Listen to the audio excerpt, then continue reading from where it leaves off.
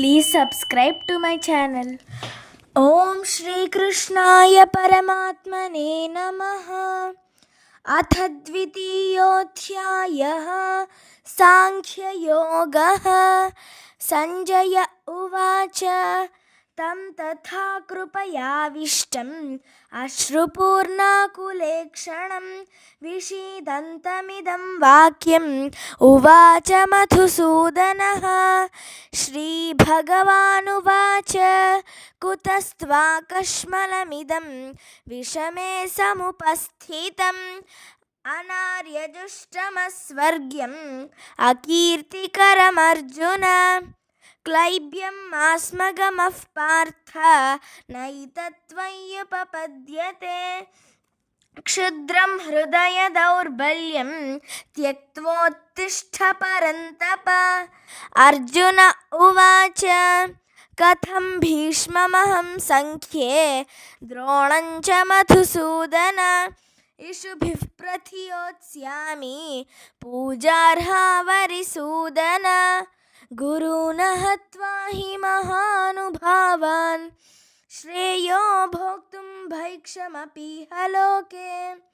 हत्वार्थकामांस्तु गुरूनिहैव भुञ्जीय भोगान् रुधिरप्रदिग्धान्। न चैतद्विद्मः कतरन्नो गरीयः यद्वा जयेम यदि वा नो जयेयुः। यानेव हत्वा न जिजीविषामः तेव स्थिताः प्रमुखे धार्तराष्ट्राः। कार्पण्यदोषोपहतः स्वभावः पृच्छामि त्वां धर्मसम्मूढचेताः। यच्छ्रेयस्यान्निश्चितं ब्रूहि तन्मे शिष्यस्तेऽहं शाधि मां त्वां प्रपन्नम्। न हि प्रपश्यामि ममापनुद्यात् यच्छोकमुच्छोषणमिन्द्रियाणाम्। अवाप्य भूमा वसपत्नमृद्धं राज्यं सुराणामपि चाधिपत्यम्। संजय उवाच एवमुक्त्वा हृषीकेशं गुडाकेशः परन्तपः न योत्स्य इति गोविन्दम् उक्त्वा तूष्णीं बभूवः। तमुवाच हृषीकेशः प्रहसन्निव भारत सेनयोरुभयोर्मध्ये विषीदन्तमिदं वचः। श्रीभगवानुवाच अशोच्यानन्वशोचस्त्वं प्रज्ञावादांश्च भाषसे गतासूनगतासूंश्च नानुशोचन्ति पण्डिताः।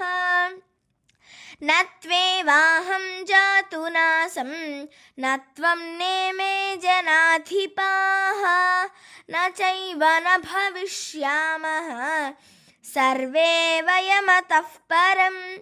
देहिनोऽस्मिन् यथा देहे कौमारं यौवनं जरा तथा देहान्तरप्राप्तिः धीरस्तत्र न मुह्यति।